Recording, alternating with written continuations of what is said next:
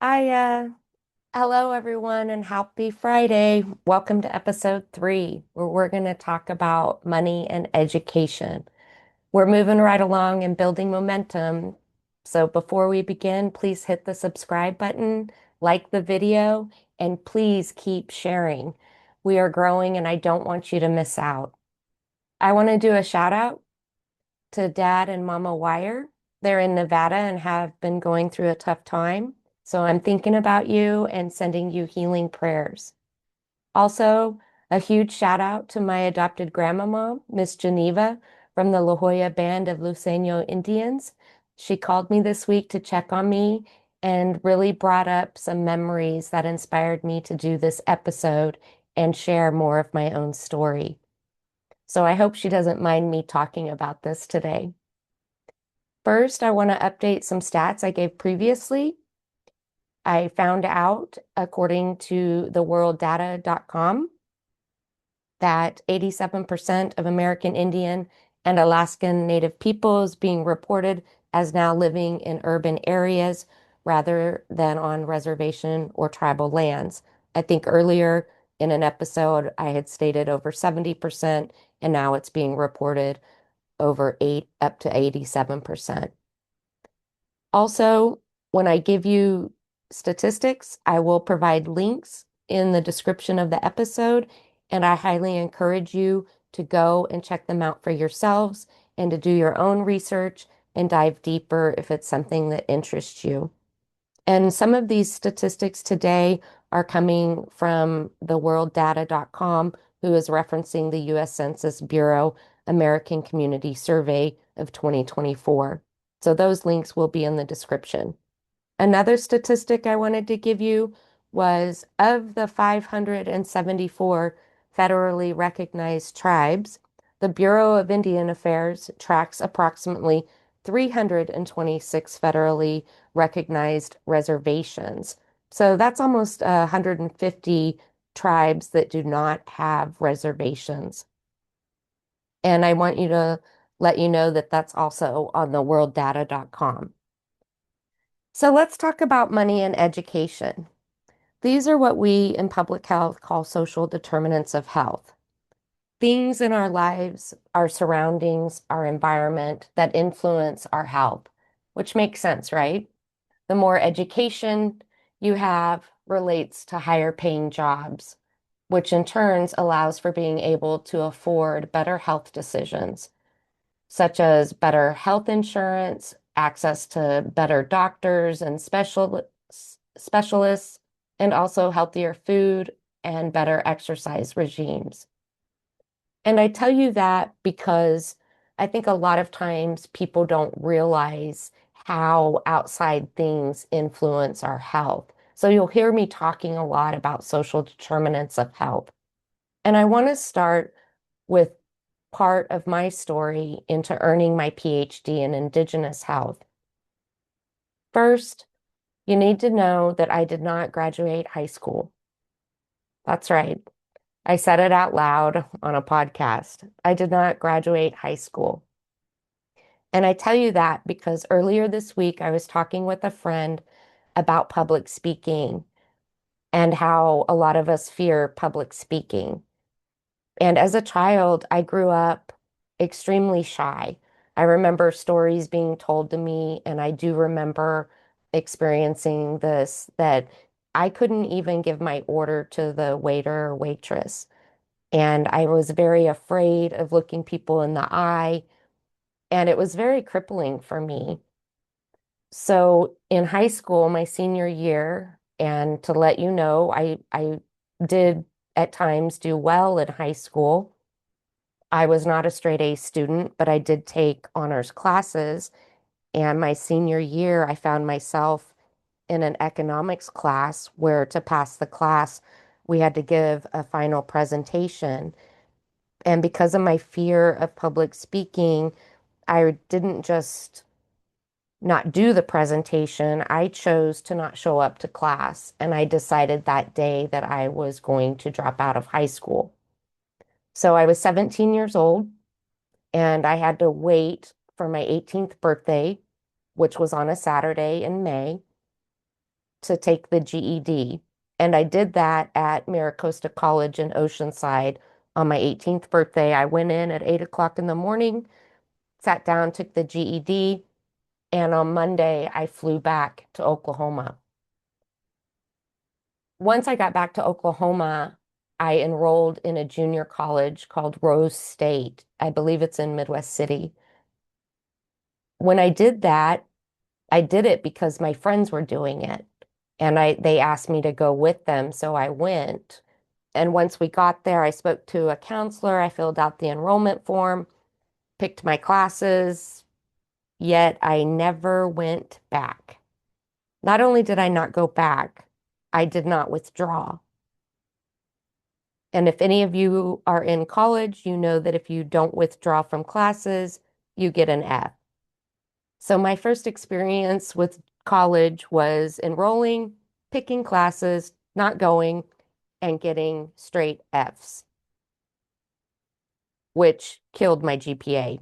I guess it would have been negative point something. I'm not sure, but I could probably look at the transcripts. It's here in my file. I want you to know that because I didn't know any better. Although I'm not a first generation college student, my father did earn his bachelor's degree, yet he was not around to guide me. I pretty much had no family guidance throughout this entire journey to earn my PhD, which has spanned over 30 years. I've always dreamed of earning my education, yet my path has taken twists and turns. I've raised my two boys, moved, moved again, and moved some more. I've had career changes from working in real estate and abstract companies into law enforcement and then going into pharmacy. But through all these life experiences, I always took a class here and there. And I have taken classes from coast to coast, starting again here in Oklahoma and Midwest City, enrolling at Rose, never going, to going to Virginia, enrolling in junior college there, coming back to Oklahoma, attending the University of Oklahoma for a short time, and then moving back to California, where I finally decided to get serious about my education back in 2012 and earned my AA in social and behavioral science from Mount San Jacinto Community College in 2014. Then I transferred to California State San Marcos, where I earned my bachelor's degree in medical anthropology. And it was during this time that I realized I was in an abusive relationship where I ended up leaving one day and basically chose to be homeless and almost penniless, but I always wanted to get my education. And so this took a turn for the better for me, where I actually had a sister that had learned about the California NARCH, which is Native American Research Center of Health. And she told me to go and meet with them. So I did. I scheduled an appointment, and that's the day that I went and sat down in front of Miss Geneva, who is, I believe her official title is the student coordinator. I call her my grandmama. But when I sat down in front of Miss Geneva that day and she asked me to tell her about me, I basically said, well, I'm homeless, I'm jobless, and I want to finish my degree. And what was so comforting at that moment is she didn't make a face, she didn't judge me, and she was nodding her head very slowly, then said to me, okay, well, tell me about your education goals. And I told her I was trying to earn my bachelor's in biology so that I could become an MD. And she said, okay, well, you qualify for the program. You got to fill out this paperwork, and then I'll get back to you. And I said, okay. And within days, you guys, I had a job as a research assistant at the tribal clinic in North San Diego. And for me, that was life-changing. I didn't know what a research assistant was. I didn't have experience in it, in research, but I trusted the process. And for some reason, I trusted Miss Geneva. And we laugh about it today because I'm really good about following orders or direction. And we were laughing on how many times has she told me to apply for something. Just apply, just apply. And I do. I just apply. And the more you apply and the more you put yourself out there, I've learned, the more opportunities come to you. So I'm sharing this with you for those of you who are navigating higher education. I share this story to let you know that you're not alone and that it is complicated. And for me, receiving those Indigenous mentors and having them come into my life has been a godsend. And I'm very grateful for California NARCH and their leadership. And I'm very grateful for Miss Geneva still checking on me today. We always say, once a NARCH student, always a NARCH student. And I'm very proud of that because it has taken me around the world in my academic and research experience. Those are opportunities um, to travel that I never, ever would have been able to do on my own and just trust the process. So, getting into money and education, there's a lot of assumptions that as an Indigenous person or tribal person, that we have financial backing.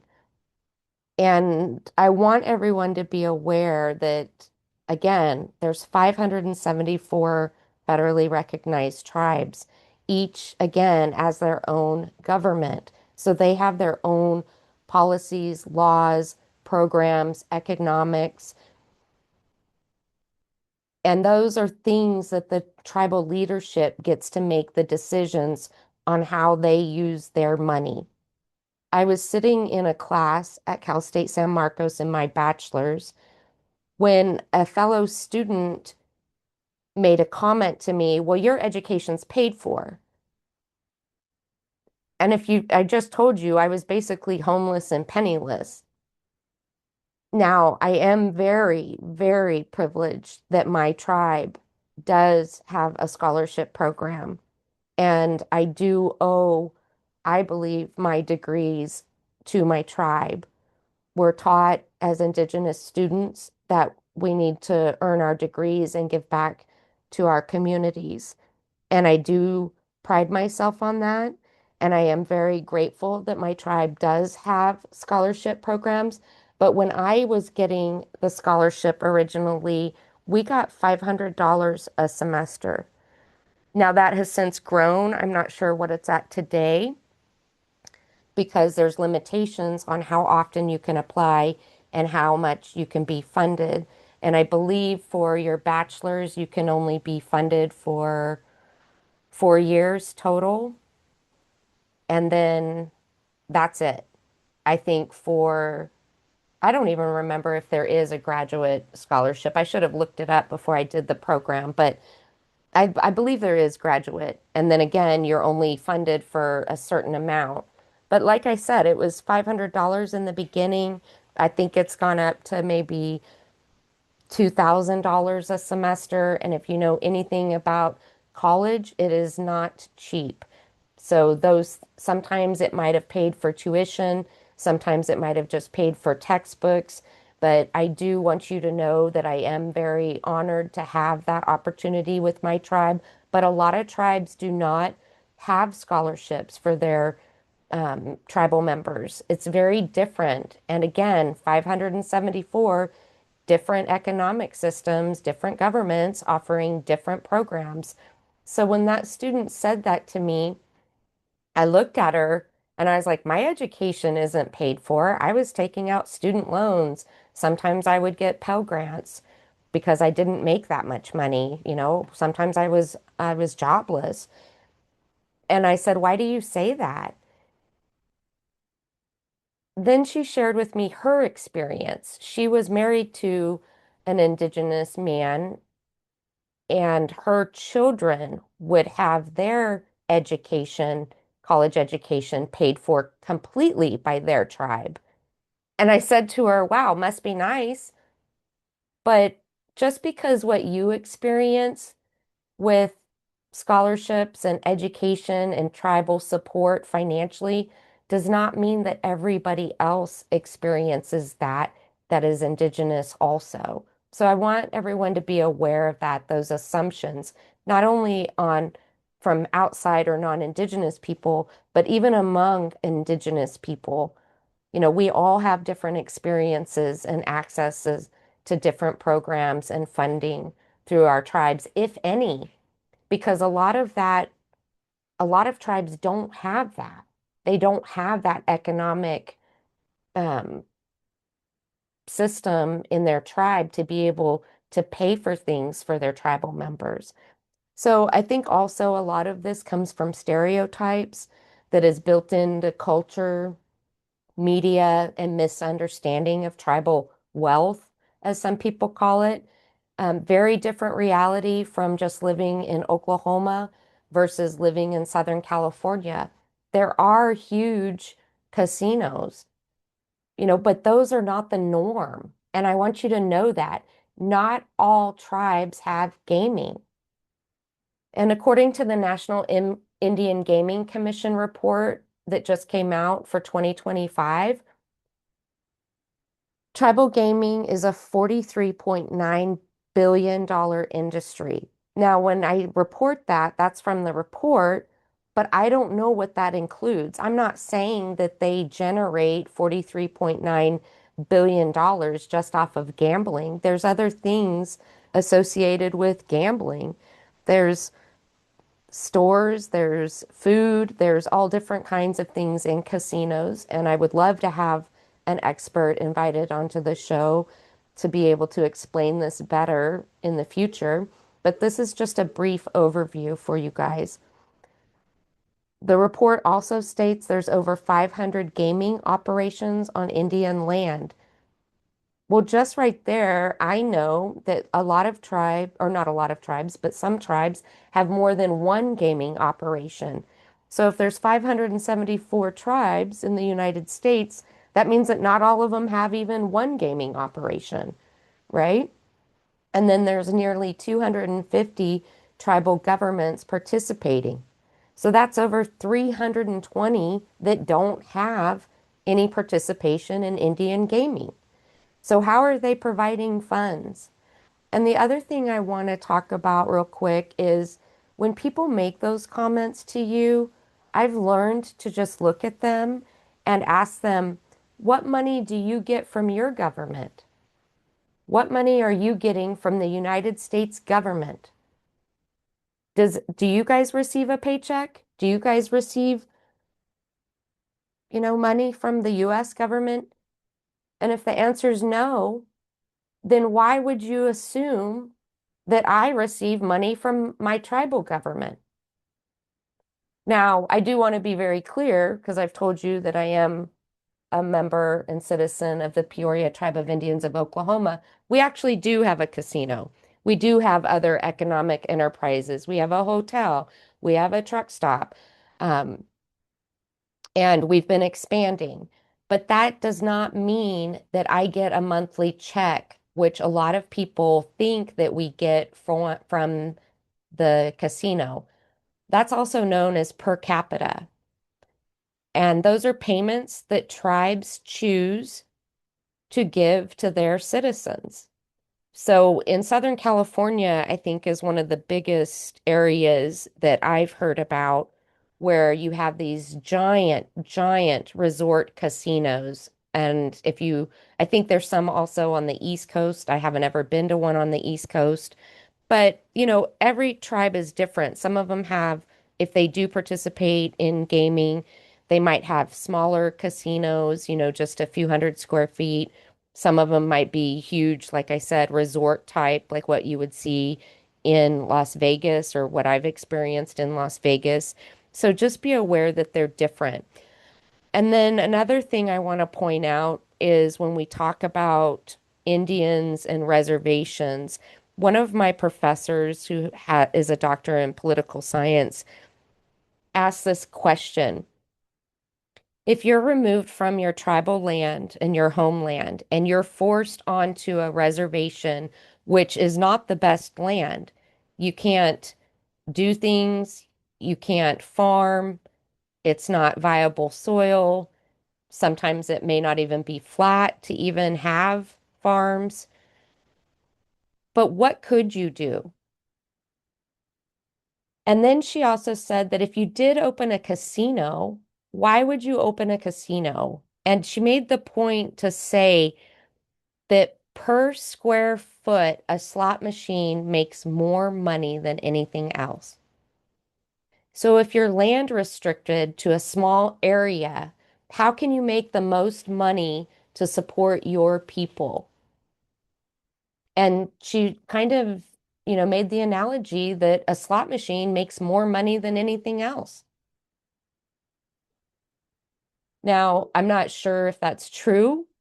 I don't know the statistics on slot machines, but it made sense to me. And then the other thing she mentioned, so here you are restricted to this certain land area and you've built a casino and you've taken up a lot of your land. Where else are you going to build? And she said, you're going to build up. And that's why you see a lot of the casinos have hotels attached to them because they can build up. They can have a lot of hotel rooms, over 15 stories instead of building outwards. And I thought about that and I was like, that really does make sense. And that's something that I think is interesting and something to think about when we're talking about why do tribes have gaming? Why are they doing that? Because we have to make money for to support our people and programs. And how can we do that when we've been displaced from our, traditional homelands and our traditional lifestyles? So what does that mean? So I just wanted to give you guys that as food for thought. And again, I'll place the link to this report so that you can look at it on your own in the description. So I want you to also realize that these misconceptions are hurtful.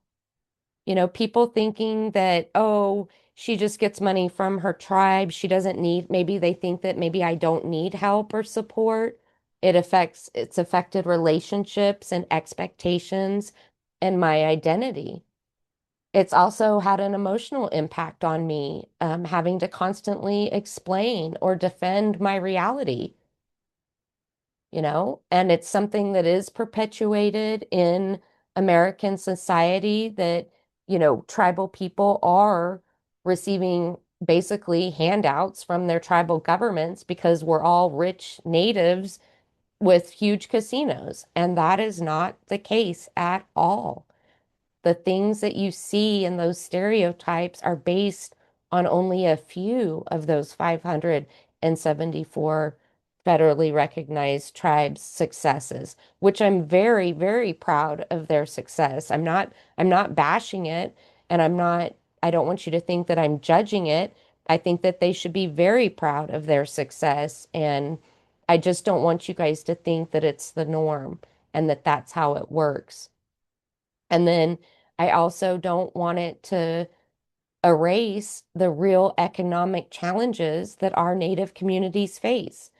So I wanted to give you some more statistics coming from the U.S. Census Bureau American Community Survey of 2024. And it talks about the median household income for American Indians and Alaska Native families stands around 54, just over 54,000, which is 27,000 below the national median income of 81,000, representing a gap of approximately 33%.